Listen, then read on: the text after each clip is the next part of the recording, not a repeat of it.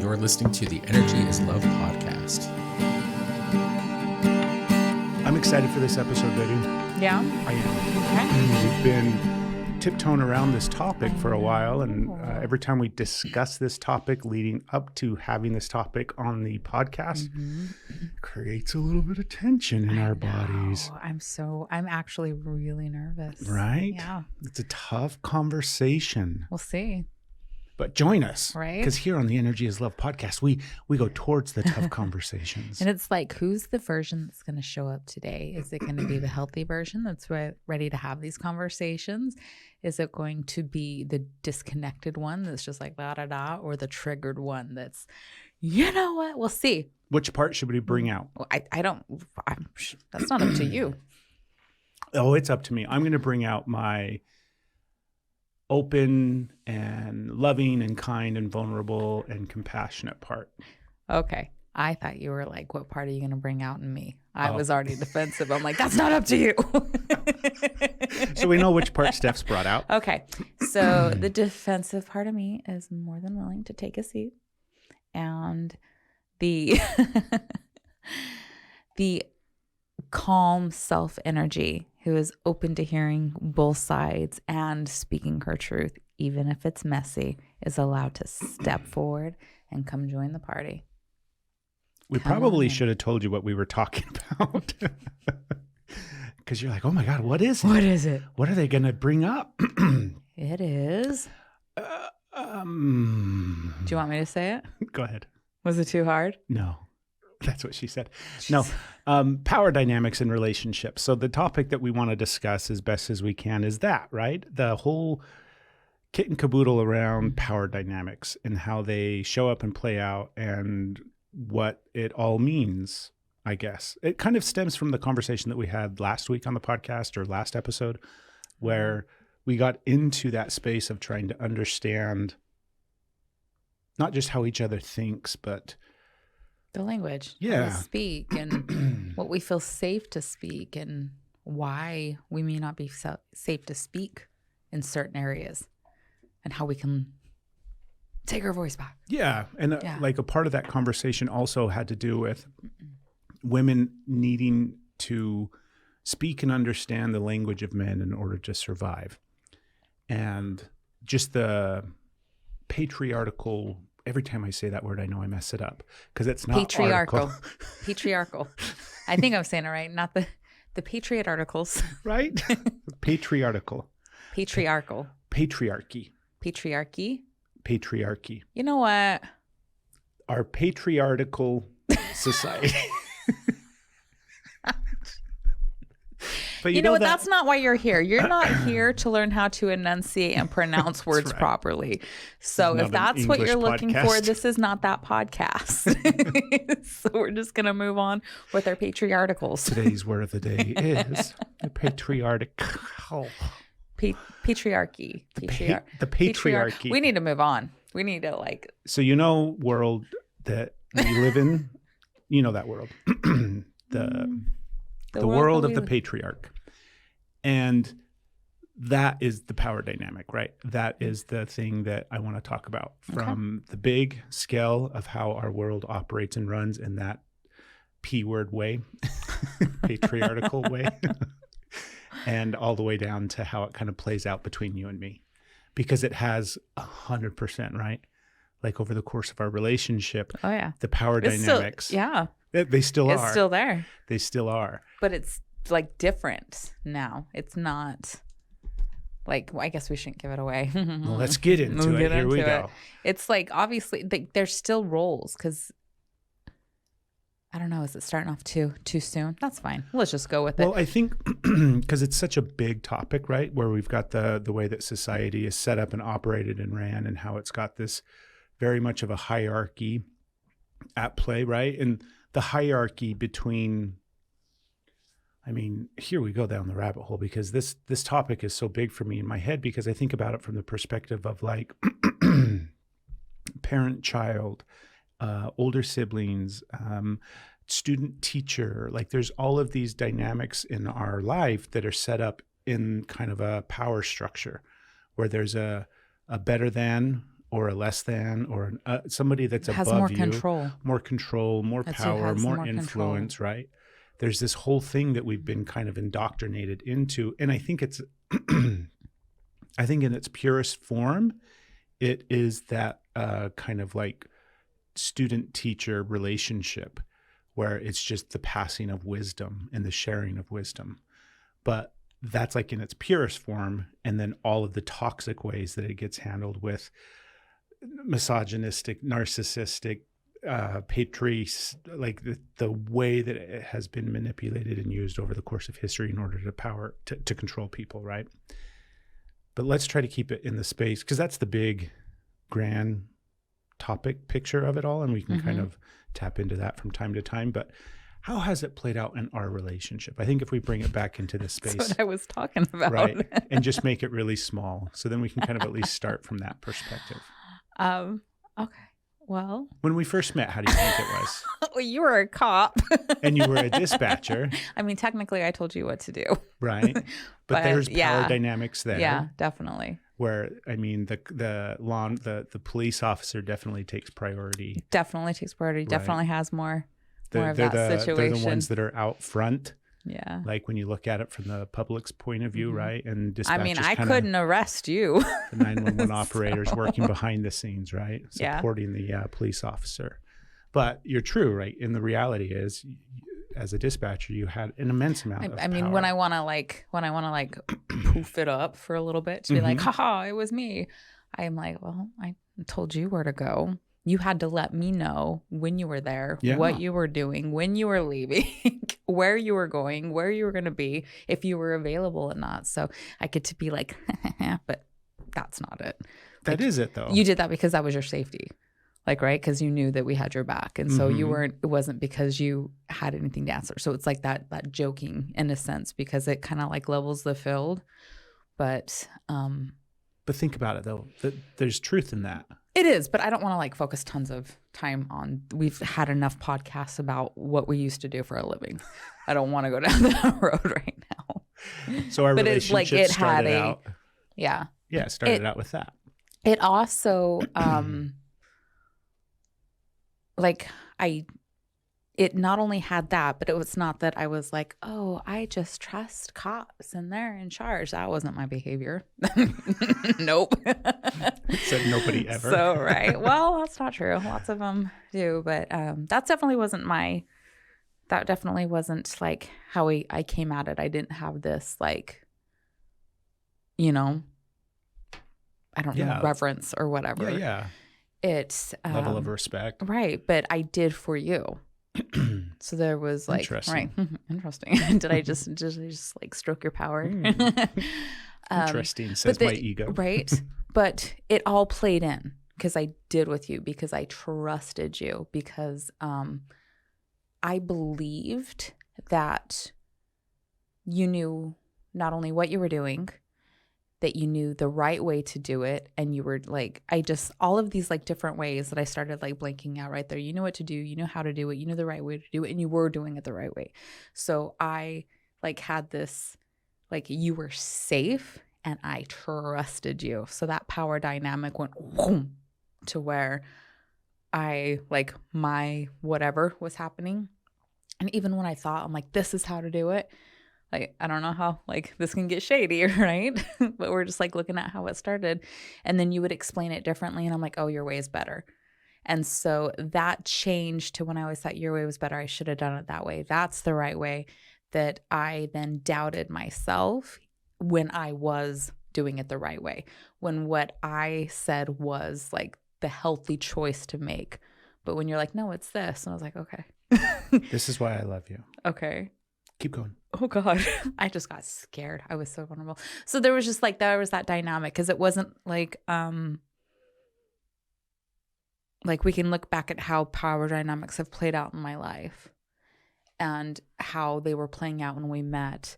But you felt safe and you had power, and you didn't like, if you would have tried taking it, I don't think it would have been the same. I wouldn't have been like, sure, I just trust you. You know what I mean? But I gave you way too much because I did not have healthy boundaries, but I gave you way too much power.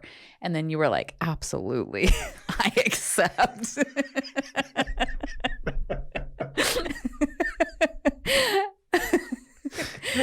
So Yes, please. I was an active participant in the power being yours. So like that's an important part of it. Like, 'cause it's not just people taking your power, you're also giving your power and power dynamics, and people take power and you don't always have a say. So I'm just like bringing my contribution to that in the forefront. So I have a whole bunch of questions Okay. because I think this speaks. Did you just do that thing that you just want to bring that up? So I say that and you're like, haha, topic. I'm not going to, and you're just going to ask me a bunch of questions. No, I'm going to share my experiences along the way. I mean, I'm so nervous. I just said know. all that. I'm panicking. I'm like, make jokes, make it funny, make it light. You went straight to the core of it. Well, why not? Do you know what I mean? We could have talked, we could have beat around that beautiful little bush for a little bit, for another 30 or 45 minutes. And then we would have eventually gotten to like what it really was underneath everything. And so I'm really fat because I agree with you that like all of that just kind of took place at the very beginning of our relationship. And it like built in like that set the foundation for how we were going to move forward in regards to like the power structure, right? Who was the one that was making decisions? Who was the one that was going to be like the final say on things? Do you know what I mean? All of those kind of different things. And I'm so fascinated by this stuff because the more I've been thinking about things, I think that we are we are fooling ourselves into thinking that we are not animals. Because I think there is more subconscious behaviors and actions taking place than there are ones that we consciously are choosing. Okay. Does that make sense? And so it probably doesn't make sense. I'm just like, where are we going? Right. It's not within the context of this conversation, but I'm thinking about you and I meet, we suddenly have an attraction to each other. So then the part of our subconscious brain, right, the autonomic, like that system that is always just operating based off of survival, recognizes, cool, attraction, and then shifts into this next spot. And this next spot is where we start implementing all of these roles that we have based off of programming that we experienced over the course of our life, both from what we witnessed and saw, like in our homes, but then the greater, because society also portrays power dynamics in exactly what you just kind of described. Yeah. Where that's how it's portrayed in film, TV, movies, like that's what we see.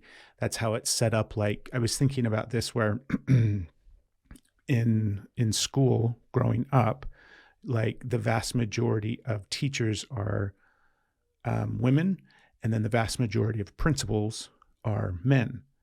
And it's like that power structure and that dynamic is very similar to what it would be at home, right? Where your mother is the one that's interacting with you on a regular basis. And then every now and then you see your father, and he's in a more of authoritative role. Yeah. And wait till your father gets home. If you had that, had that nuclear, like no, I know that like I had a female principal when I was in elementary school. So I know it doesn't necessarily apply across the board, but there are those, even just those power dynamics, separate from gender, that are kind of implicit in our culture everywhere. So I think about that when it comes to like how much of that subconscious shifting did we, because it's not like we had that conversation ever, right? We've never had this conversation. It's not like we met and then you're really beautiful. I think we should probably date. And then the next conversation. That's exactly how you said it. You're like, wow, we should probably date. Right. I said it in that voice too. Oh, hello. Hello. My name is Craig. Yeah. But I don't, all the power dynamics that took place in our relationship that happened, we had no control over because we had no awareness of it. Yeah, at that time. We just fell into those roles. Mm-hmm. So that's what's really fascinating to me is what are those roles? So just like we mentioned earlier, right? Like decision making kind of gets deferred to the person who's in power, right? So we might have a conversation about something, and this is the way that that's played out in our relationship, where we'll, an issue will arise and we'll discuss it, and we'll either come to a conclusion or... Is that how it's played out? I got a different experience. That's more how we do it now. I'm sorry. I don't mean to be a shit, but I'm probably going to be one the whole time. Just forewarning. So power dynamics look like decision making, finances, money, right? Control of money. What else? Like any sort of parenting. Like that's an interesting thing that plays out in parenting, huh? Because it's like the power control shifts there. No, I don't think it does. Yeah. I don't think it does. I think it's still like the same you're looking at, because even the things that are like in extreme power dynamics, right? When somebody does have the power, when they're really, really unbalanced, because a lot of times they are fluctuating in healthy ways, they are balanced, and it's not power dynamics. It's like, this is what I take care of and this is what you take care of, and we help each other and we come together. Like, it's not you do this because you're in control and I do this because I'm not. It's like we have this blended thing. But when those are really an unhealthy level, and it might simply just be from not having awareness of it. Right. And it's not always that if the power dynamics are really unbalanced, it doesn't mean that it's a conscious toxicity, abusive nature. Exactly. It absolutely can be. But like, you just didn't have the awareness. Even if you knew like it didn't feel good, you didn't know what to do about it. You didn't know how to communicate about it, and you didn't know how to do it differently. Like there's just so much awareness that needs to come with it, and gentleness with yourself while you're figuring it out. So in that really like big shift of the dynamics, these are the decisions, right? The power dynamics when we're looking at the lower power person, or however we would say that, and then the person with the power.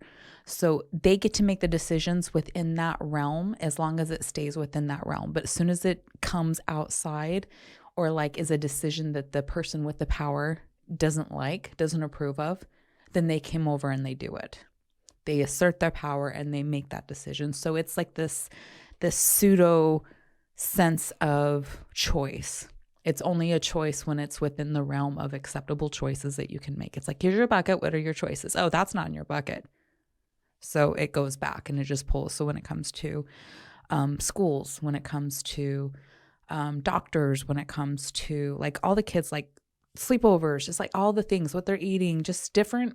There's so many different things with the parent dynamic and the household dynamic, right? And that's an extreme, obviously. There's also the stuff that wasn't in the bucket that they choose and everything's fine. Or there's a little tiff, but it's not. Sometimes like, hey, motherfucker, I'm putting this in the bucket.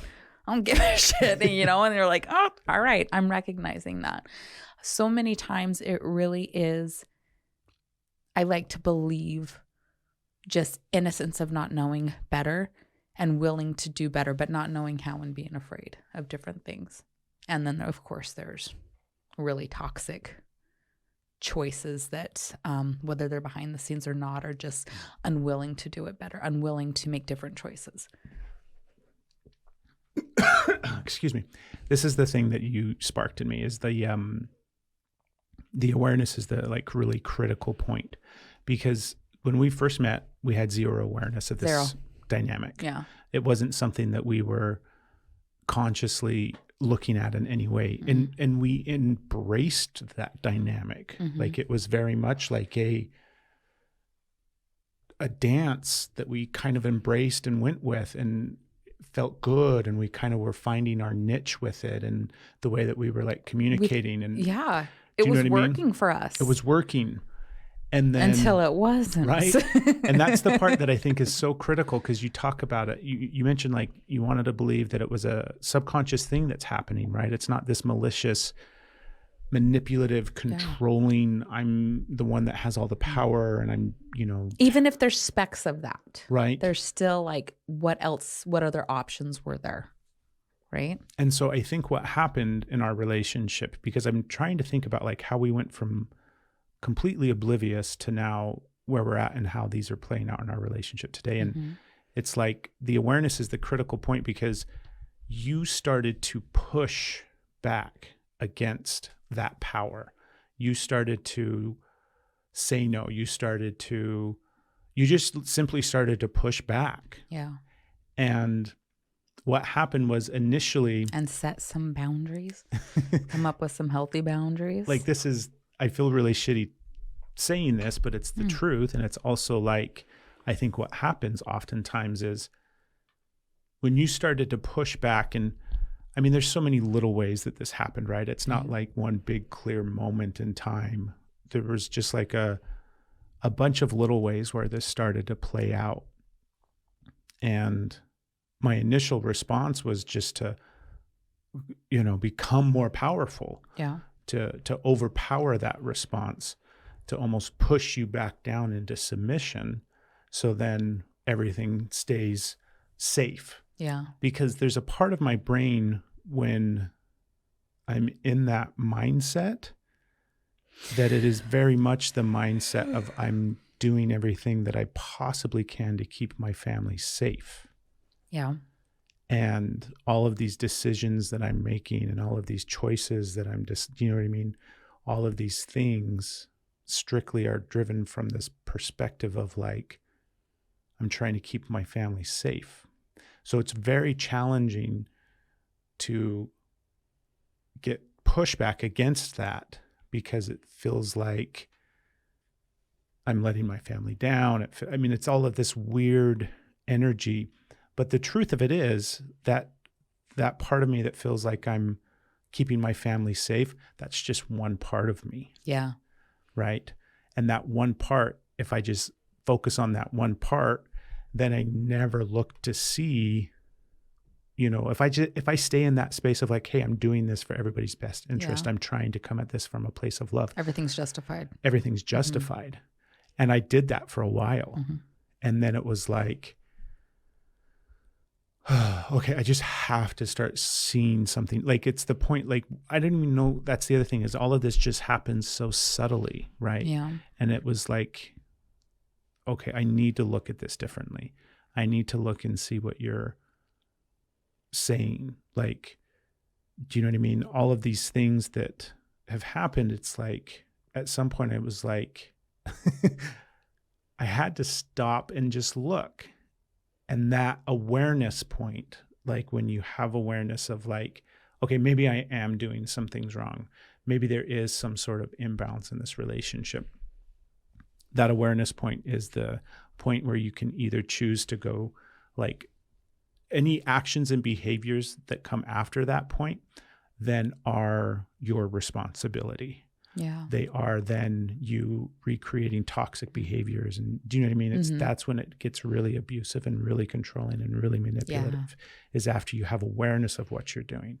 And it's not saying that up until that point I'm excusing all behavior. That's not at all right. It's just, what's the point where we can go from this being a subconscious thing in our space to this being a conscious thing that we're actually working on? That's such a big shift. Right? That's such a big deal. Because like you said, it's not over. Like we're still in the thick of figuring these out and keeps trying happening. to balance it. Like, and it's coming like it's different ways. And it's because I was so ingrained with behaviors and like how I saw it play out, how like power dynamics were like I grew up in a very, very imbalanced power dynamic house. And I also grew up on a military base. Let's talk about power dynamics, right? Baby, we should probably pick something that is a little bit easier of an example. So not only did the military doesn't have any sort of, so it's hard to understand if you use that as an example.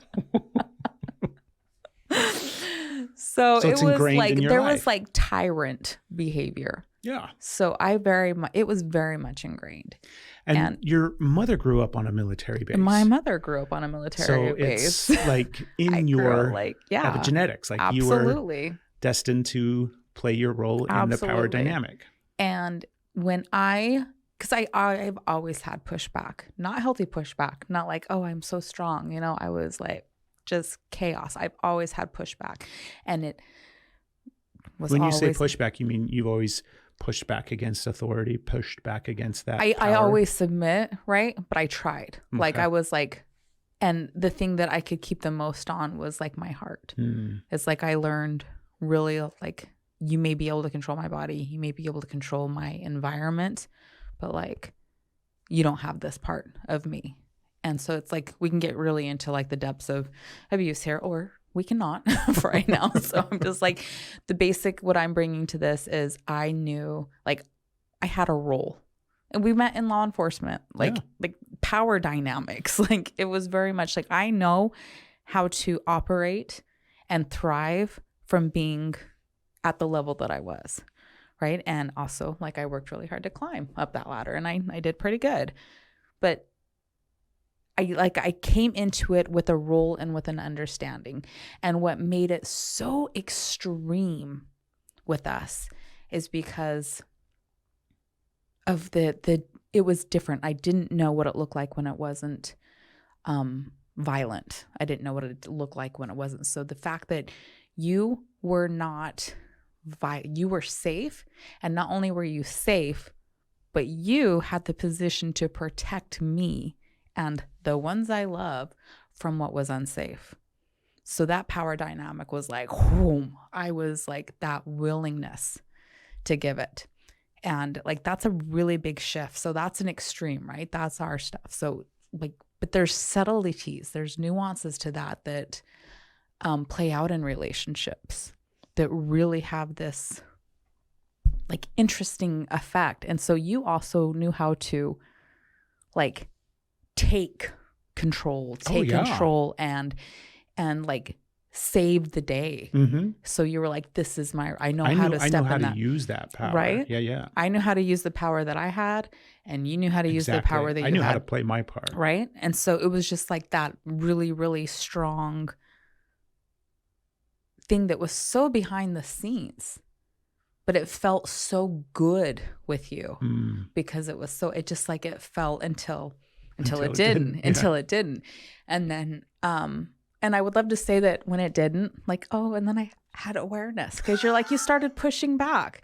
And I'm like, me and my enlightenedness and my awareness, and I was really called in my center. I was full of, what's the word that I can't even get now? Resentment. I was resentful. I didn't have it. I knew that there was differences. I started seeing it, but because I didn't know how to do it in a healthy way. I didn't know how to communicate a boundary. I didn't know how, like, I was just like, I was empowering myself because that was happening, but I didn't have the language and I didn't have the tools, and I didn't like even have, I didn't know what it looked like or how to do it. And so resentment is how I brought that. So I started by trying to take power we were in a power struggle. Because it wasn't like holding my, autonomy. Yeah. And it was like, it shall be mine. Which no wonder you were a little pushy back from that. Right. So I came at you. It was like fire with fire for a little while, but also very differently. And a lot of the battles that we fought were inside of me. And a lot of times I was like, I would make decisions about what I was going to do. And then I would come forth, not with like, hey, I'm doing this, but like when I would like hit this, like, no more, I'm done. And then you would shift. And so I didn't know how to bring these to you ahead of time, like so chaotic. Like, and that's like another part of the awareness of, as soon as you have awareness that there is an unhealthy power dynamic and you're ready to make a shift, like, it doesn't mean that you got it figured out now. Now it's all, you're so healthy. Like, first of all, help. Get some help. I didn't even know who to go to. I didn't know what. So if you're hearing this and you're like, that resonates, get some help. Have somebody that you can at least talk to. Have somebody that you can at least, breathe with, because I was clusterfucking it all by myself. You talked about the power. At start, I ended up getting help, but for a while, it was just me, myself, and Me, myself, and Irene in it. Right? Me, myself, and my ego. I was Hank from. It was crazy. The power struggle that ensued, right? Yeah. It like there's a part of it on the surface where we can see it as a power struggle and this push and pull on this, everything that because we had blow-ups, we had fights, we had all of these chaotic moments. And underneath the surface of it, I could see this, like, for you to heal this unhealthy imbalance within yourself, you had to take more power. And for me to heal this unhealthy imbalance within me, I had to let go of power. And think about how much healing I've done by letting go of power. Does that make sense? And like, I think about when I was fired from being a police officer, because as a police officer, you have like ultimate power. It's this very strange position where it's like you are the authority. You are you represent, in essence, like the authority of the government it's a weird job, and it's a lot of power. And a lot of officers who get fired, who quit, who go on to different professions and leave, they still hold on to some semblance of that power in the ways of like, so like, I don't need to go into all of this stuff. Sorry. You're okay. Yeah. I'm just saying, like, it's a really unhealthy dynamic that gets played out and portrayed for, right. Yes. That it just creates, it creates a container for chaos in a sense. Yes. And when I looked at, just now looking at it through the lens of this power dynamic and letting go of power, I'm like, oh, I let all of that power go. Yes, it got taken away from me in a sense, but it, like, just like I could have gone and gotten a job somewhere else as a police officer. There were so many other opportunities for me to continue to stay in that line of work in some capacity. So much so they were coming to me trying to get you. Like, and I'm so glad you didn't do that. I could have gone, to the next patrol car over and just gotten in and continued to work as a police officer. You could have. And I let all of that power go. And the more like power that I let go in our relationship, the healthier I feel, like the better I feel, the more healing has taken place. That didn't happen simultaneously. Like the more, like when you let go of that power, like that super big shift, right? That was a huge, right? This isn't where I'm like pointing at you now. I'm like, this is like where grace comes in. And you're like, whew, that was a huge, like, healthy or not, right? We're where we are now. So however you handled that, we're where we are now. But that was a huge shift. And the power that you let go of there is the power that you made up for at the house and with us. Like the shift went like, whoo, like it got intense. And when I let go of the power from being a police officer. Yes. That's not when you started. Like it was, things got really intense. Yeah. Right? It was like you took all that power at the house. And I don't think I had full awareness of that because I was,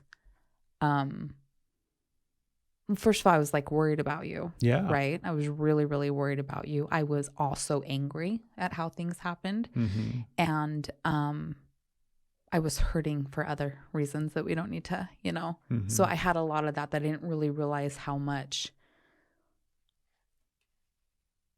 Like at that point, I felt like is when the unhealthy, like submitting in a sense came in, of to where like my autonomy just went whoom, and it was just like I was taken out. I was on my knees. I had nothing. I was just like boom, and then going through the motions, and it wrecked me. Yeah. Right. And it wasn't healthy for you either. You didn't come out of it shiny and like, oh, that didn't affect me at all. It was a really difficult time that I see now as like, I can look at it differently, right? I can look at it as like, I'm not blaming you or me for the roles that we played in it, but it makes sense of how that was like such a transition and such a shift. And I learned valuable lessons of like, it's, being married to a cop is hard, but being married to somebody who used to be a cop is damn near impossible. Like, it was like impossible. Like, that is fucking hard. That is holy shit, especially when it's not a choice. Like, oh my gosh. That's a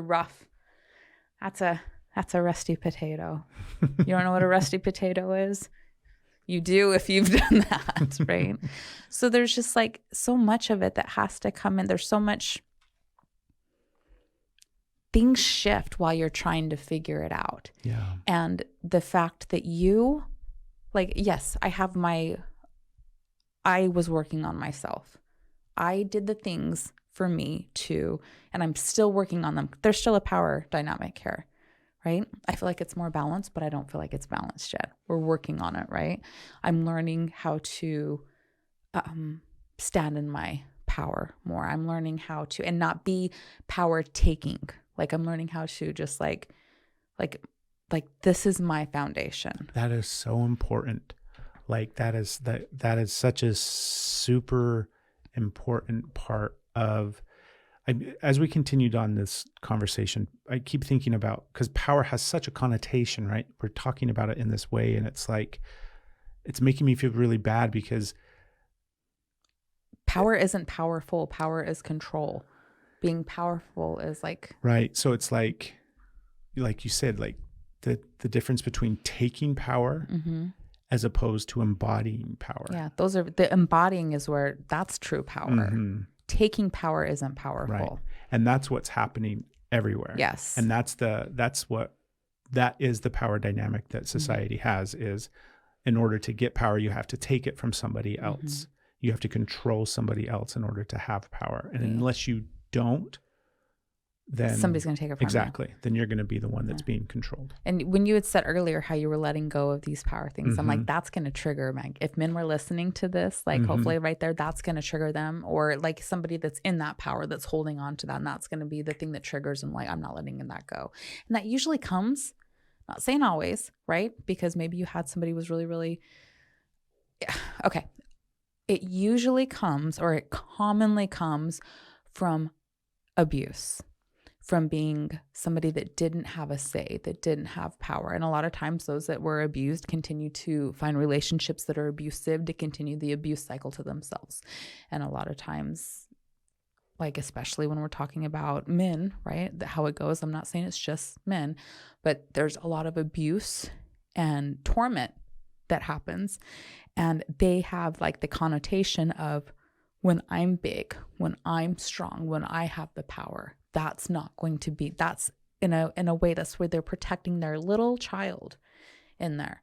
And so when you can like look at all these different things, and this doesn't excuse any of it, but it's a part of it. It is a part of it. And so that saying that you had to start letting go of the power can be so scary. Not can be. I'm not going to say can be, because it is. It's terrifying. Nobody's like, oh, it's fine. It's fine. It's fine. It is terrifying. And it probably feels like it's almost like you might die. You might get killed. And so trying to work with that. So it makes sense that in the point of where we were with the tools that we had, and thank God we have better tools now, that's how you made up for that, because your home had to be safe for you. It wasn't the healthiest, right? I'm not giving that, but I can see that. And so me working on like finding these little steps here and here and empowering in myself, and then you working on yourself to where you're realizing that you don't have to take, that you're empowering yourself by letting go of control. And so you're gaining more power because you have more say over your life than you've ever had. You have more say of what happens around you because you are empowering yourself. So you're not letting go of power, you're letting go of control, which gave you so much like self-autonomy, self-awareness. And we're still working with these dynamics because you and I were on very opposite ends of the spectrum. And so it totally makes sense that this balance is coming through. But now we're safe to do that with each other. Even if I get resentful and grabby, and even if you get resentful and triggered and pull back, right? We have these things, but we can communicate now, and we see things where we have skills to get through them. And then other times it's not that. Other times it's like, oh, actually, I'm going to make this decision. And you're like, and vice versa. You know, there's so much we're learning. We're a work in progress. We're always going to be a work in progress because things always change. So even when you find the balance, life changes. Things happen. Different influences come in and out. So it's always it's never, once it's stagnant, there's a problem because it doesn't stay the same. And if you're staying the same, then like that's something to look at because there might be something there to look at because life is always changing. When you were talking about it from the lens of control, yeah, I was like, oh, that's an interesting way to look at it, right? I had to give up control. Mm-hmm. And security. Well, that's the whole thing that like, back to when I was talking about it from the perspective of like, I'm keeping my family safe, mm-hmm. right? I mean, that's what police officers think, mm-hmm. is that they're keeping society safe by doing all of these things that they're doing. And it's like, the fuck you are, right? I wasn't doing that for our family by thinking that I was, right? I was just being controlling. I was just being authoritarian. I was, that's not healthy. That's not helpful. But I thought it was. Yeah. And it's also because that's the way I was raised. Yeah. And you said too that a lot of times this comes from abuse, and that's our case, right? Mm-hmm. Our dynamics and the way that both of us played our roles in this power relationship thing, 100% was not just it. Not like, this is the thing. It wasn't just. Sometimes I think that when we talk about trauma or abuse in childhood, we think that it's just a dynamic that shaped us, where it was one of the things that influences us. And yes, that's the case. But there are certain things that they're not just one of the things that influenced us and shaped us. They are the thing that influenced and shaped us. And this, like those power dynamic roles, like that's the fucking, like we embodied the part that we were given perfectly. Like that was the part that we were given. Do you know what I mean? It wasn't just like shaped and influenced. That was the part. We played our roles perfectly. Do you know what I mean? Yeah. Up until we didn't. And then it was and like. how healing is that? Yeah. Like we had to break shit in order to heal it. We had to break out. But that part where I thought I was protecting everybody. Yeah. And that I thought that if I did give up the control or the power or the decision making, or if I did all of these different things, do you know what I mean? And that I would be risking everybody's safety. And that's a lie. Like that's a lie that I told myself and that I was told. Because that's oftentimes what we think love is. We mm-hmm. think love is control. And I'm controlling you because I'm trying to keep you safe. Yeah, I'm doing this because I love you. I'm not letting you make decisions because you might get hurt if you make the wrong decision, the wrong choice. That's the parent-child relationship, right? And it's bananas that it plays out in all of these different ways. And so to be able to confront it and look at it and be like, I'm going to let this go. There was a part of me that felt like I was abandoning our family. Yeah. But I'm trying to speak to that man that's listening, that person out there that hearing, like, let go of the control, let go of the power. I can't. They'll die. I'm not going to let my family die, you fucking idiot. What are you talking about? Especially if you've already had to play a role of where you literally save them. Right. And then you're like, hey, this isn't something I'm created in my head. I experienced exactly. This. Right. You want me to like, like, how do you find that? Right. Yeah. Yeah. When that's women too. It's not just men. Yeah. Like, I don't want to be like, men are the only ones saving their families out there. Like, no, this isn't just a man only experience. Mm-hmm. It's commonly more, but this is not gender specific. And like the idea that you, like, in order to save your family, you have to let that go. Right. In order to love your family completely, in order to give your family the gift of a healthy power dynamic, a healthy understand, like in order to do that, you have to let that go. You have to be able to face that really scary thing that you're holding on to so tightly and realize it's bullshit. Yeah. It's just a lie. Yeah. It was a lie that I told myself in some ways to continue to allow myself to do the shit that I was doing to maintain control. I think that's a lot of what happens like on the big grand scale, right? Government, all of these different entities that have quote unquote, I shouldn't say quote unquote, like they have control over us, but they structure in such a way where they justify it and can explain it away to themselves and to society as a whole. And then it's like, look, we have to. Yeah. This is for your best interest. Look how scary it is. Yes. We're protecting you. Yes. And it's a lie. Just as it's a lie from, the top down in government and all the way down to us here, it's a lie in family dynamics. It's a lie in your head that you're telling yourself. And you that need to doesn't let mean that it's power a go. conscious lie. Like we're saying it's not a truth. And maybe it is a conscious lie. There's definitely people where it's a conscious lie. It is an absolute conscious lie. Yeah, there's people that know that's a truth and they're still continuing to do that behavior. Right. But that was me for what, like, truthfully, the shift in the dynamic that happened when I started to try to take accountability. Like that's what it felt like. I was trying to take accountability. I wasn't taking accountability. Yeah. I was just trying to. And then eventually it was like, okay, I can actually take this accountability. I can hold this accountability that I have been avoiding for years. Yeah. Right. If I would have tried to lift up all of that accountability at once, it was too heavy. I had to try little bits at a time in all of these little ways while giving away and letting go and just releasing all of this stuff that I was holding on to from, my entire life. This is an interesting conversation. Like it feels like it's got so many nuances to it that, because it's not just obviously husband-wife in a relationship, it's parent-child, it's government, Employee, citizen. employer. Yeah, it's everywhere. It's black, white, it's definitely young, race. Old, it's All everything. Race. Yeah. And that the fact that it plays out across the board in every dynamic makes me think that it's necessary. That it's I don't understand. Wait, what? So help me understand what you just said. I just broke your brain. You're like, what? You did. Wait, what? That's not where you're going. What? So it's what I mean by that is I think all it is it's the binary that's happening, right? It's the good and evil. It's the light and the dark. It's just the same dynamic why we're plane. Abolishing the binary because it doesn't fit anymore.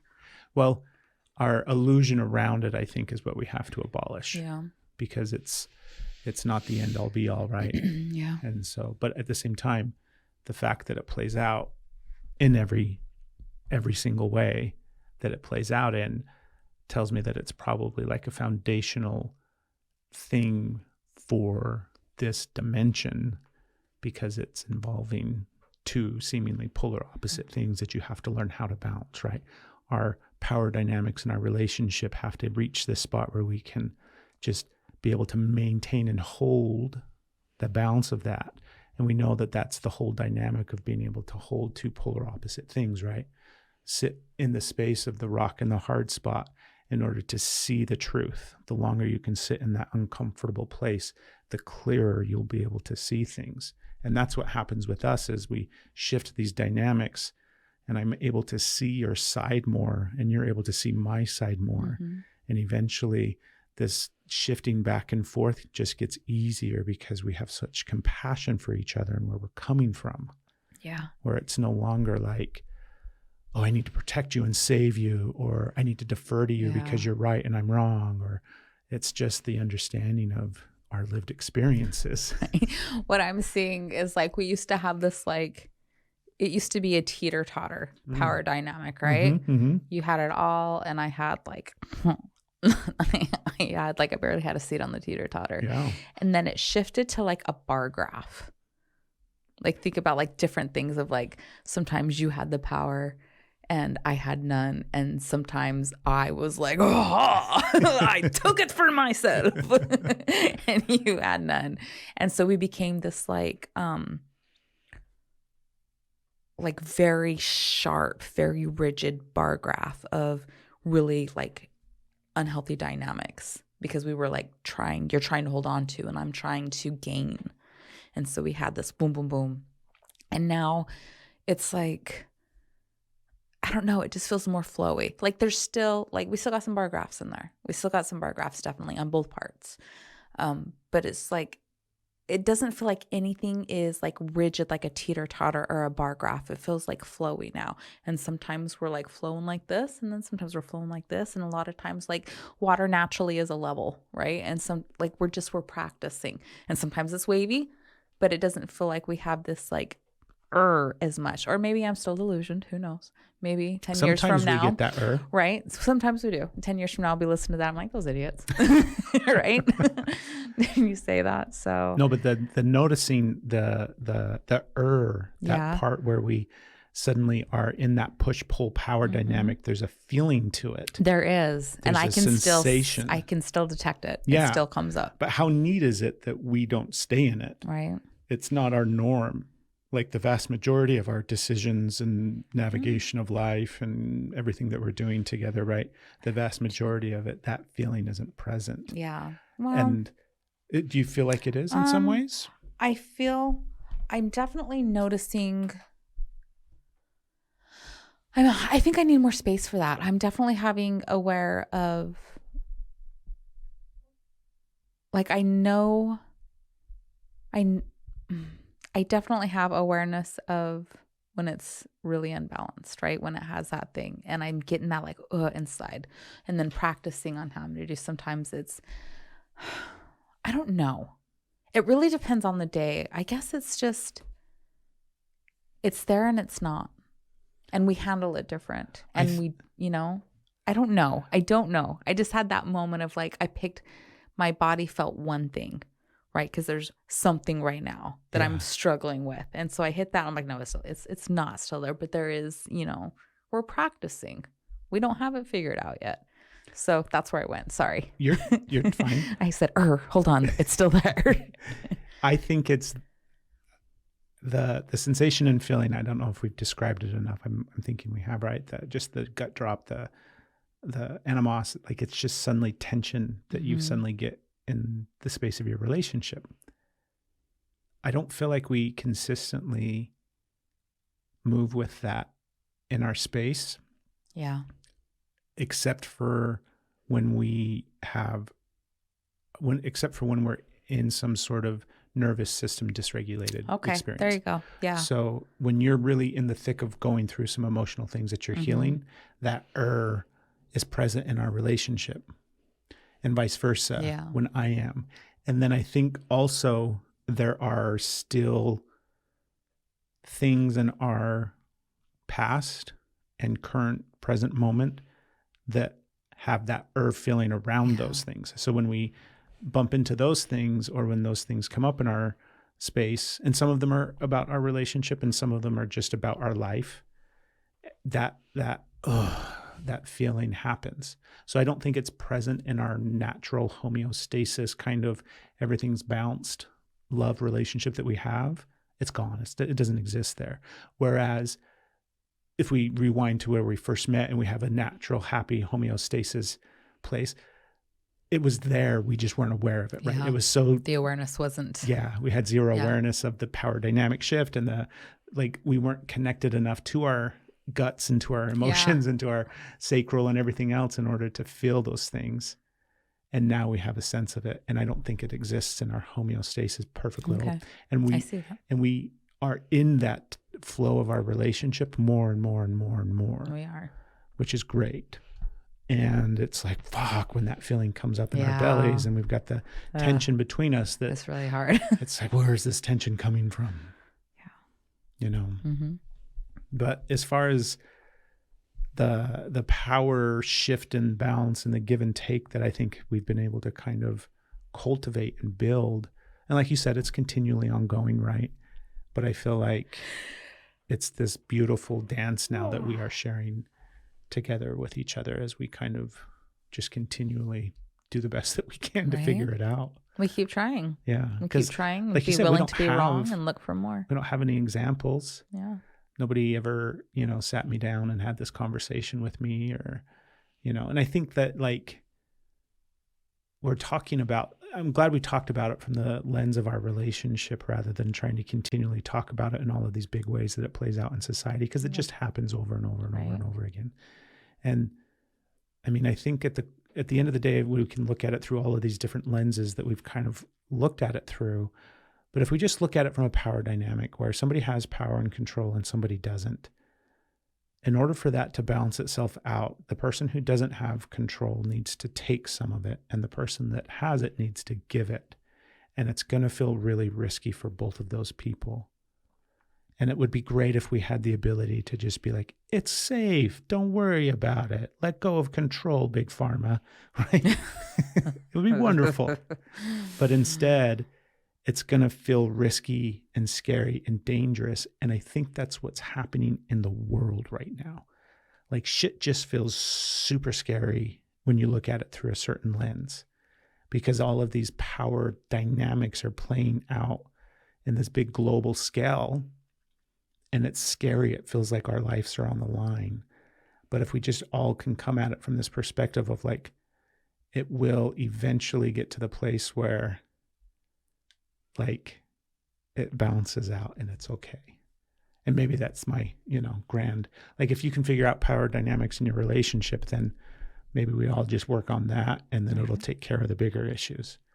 Because I can't imagine knowing what I know now and moving through our relationship the way that we move through our relationship now, and then going out into the world and having some like, right? Do you know what I mean? Like Same. If I was the CEO of a company or, if I was a police officer again, or like I wouldn't go out into the world and suddenly just manipulate and control and have all the power over people, because I can see right. how fucked it is. Totally do things different. Mm-hmm. And so like, yeah. It's a beautiful place to practice and learn and love together in a safe relationship. Like, there's obviously that big caveat of like safe relationship. Yeah. Safe. Yeah. Anything else before we go on to the... I think we're ready. Let's do it. Let's do it. Let's wrap up. And the question this week. Question. Who's got the question? Do you want me to read it? No, because then I'll have to answer it. And I want you to answer it this time. Let's hear it. I'll answer it after you. I want you to go first. Okay. I'm empowering myself to read the question. And I'm empowering... You go first all the time. But I want to read it. I'm going to read it. Okay. Let's hear it. I tell myself it's going to be different every time. I'm not going to be triggered or overreact. Then as soon as something gets... I'm sorry, I was reading in that voice. Okay. Just coming off of the episode. Let me try again. Wow. I tell myself it's going to be different every time. I'm not going to be triggered or overreact. Then as soon as something goes wrong, I'm freaking out again. Why can't I stop this and have control over my emotions?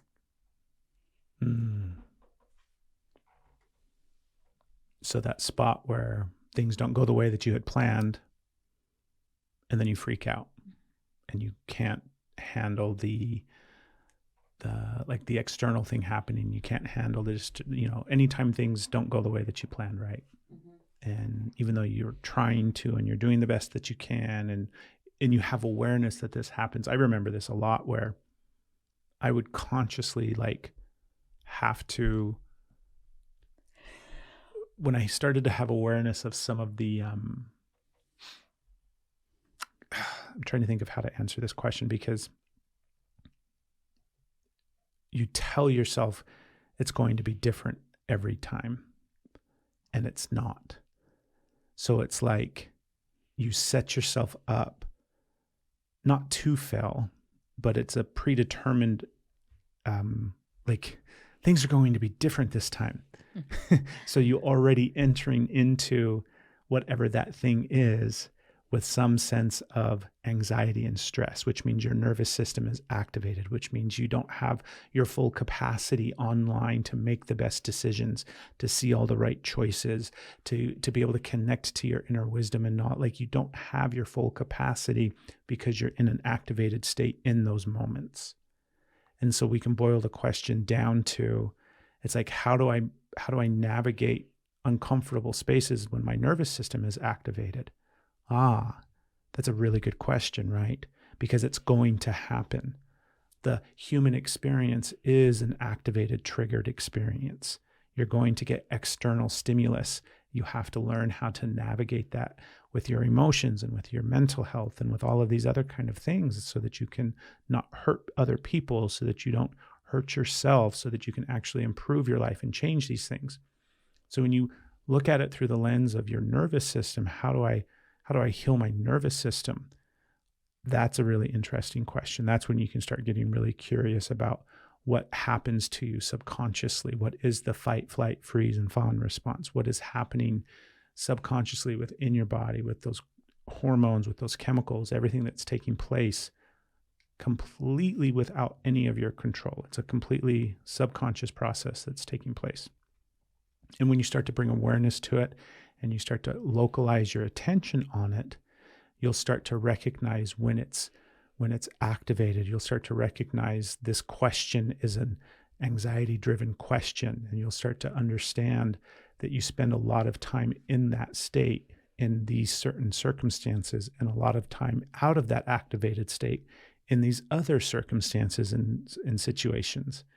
And then all the coping mechanisms that you use to go back and forth between those states and dissociate and, distract. And it becomes, how do I just sit in discomfort and be okay? And are you okay knowing that you're going to be in discomfort, and that if something does go wrong, you'll be able to figure it out? Everything that has gone wrong before, you figured out and you got through. And it probably looked really messy. And that's okay. But you did it. And whatever happens next, the same thing will happen. You'll get through it. You'll figure it out in some way. And it might be really beautiful and clear, and you'll handle it beautifully. Or it might be incredibly messy and chaotic and stressful and hard. And you won't even understand it until you think about it 5 years later. And that's okay. But focus on healing your nervous system and slowing down and getting back into your body and recognizing what your nervous system is doing and what activates it and what you do to counteract it, what your coping mechanisms are, and allowing that awareness and that process to then shape and influence how you interact with your world and with your partner and with your children and with your family and friends and coworkers and the world around you, with the, everything, with everything. Yeah. So good. That big macro scale of it, of just like really going right for it in the nervous system and finding those things. The only thing that I would add to that is, I'm taking it smaller, so I'm going to go micro, is you tell yourself it's going to be different, but then it keeps happening. So it sounds like just from that, we find ourselves in reoccurring things. And a lot of times, like, how did you say it? Said it like being already in that anxious state. And so like, I'm not going to do it that way. I'm not going to freak out. I'm not going to behave. But your body is like hearing all that. So all you're telling yourself is what you're not going to do for this really, really stressful situation. And just like one little thing that you can add, and this only goes, I think, for the time being, like everything about regulating your nervous system and working on that and figuring out your coping mechanisms. But for the things that you're walking into that are stressful, and these are where you have these reoccurring triggers that keep happening, and maybe you don't have the ability to not walk into those situations, right? That is something that is happening. This is going to happen, and you just tell yourself, I'm not going to behave that way. I'm not going to behave that way. I'm not going to behave that way. Again, like you're putting yourself in that anxious state. So it's just something to get curious on and to play around with. If it's something that you know is going to be something that you know is going to be a trigger, and something that you have a history of responding to, instead of telling yourself what you're not going to do, when you're in a calm state, not in that environment, practice what you are going to do. Practice what's going to happen when they say that thing to you, when that deadline comes up, when the ball goes through the window. I don't know. Like, I guess that doesn't happen every day unless you live by a golf course. But just like whatever that is, practice how you want to respond. And we usually don't know how we want to respond unless we're in a calm state. So when you're feeling activated, that's not the time. But in those in-betweens, in those like soft moments of where you are calm and not there, start to rehearse it, what you're going to do, how you're going to show up, how you're going to respond, and know that you might get it right the first time. Okay. Maybe not the second, but it's going to take practice.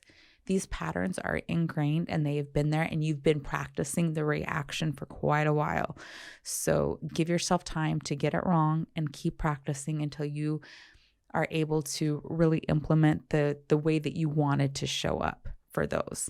And again, let me stress for all the control lovers in the world, that only works in situations where you know it's going to happen, when it's been a reoccurring theme, when it's a pattern that a lot of times is with a family member or boss, or just like the somebody that's in your close proximity frequently, that you know is going to happen. But you can't like practice everything for life, so you have all of that's an anxious state, and that's not what Craig had mentioned about not being in that anxious state. I got it. You ready? I got it. Yeah. Yes, I'm ready. I meant to say. Expect the best, plan for the greatest. Oh, that's not what I thought you were going to say. Expect the best, plan for the greatest. Wow. Right? I love that so much. Freaking life I got to hack write for that you. down. I wrote it down. You wrote it down? I wrote it down. Okay. I'm going to write a Craigism. Getting Hold on. it, It's going to go on my thing. Craigism. Thank you for the question. Again, you can submit those questions if you go to energyislove.love anytime. You can send them there. You can send them to us on social media, and you can also call us. We love your voice. And you can do that at 423-521-0355. It's down in the show notes. It's also at the website. It's all over the place. Come follow us somewhere and expect the best. Allow yourselves to shine. Oh, wait, sorry. Expect the best. I just wrote it down. Okay, give it again. Give it again. Give me a do-over. Here we go. Take two. Okay. And everybody have a wonderful day and expect the best. Plan for the greatest. Ciao.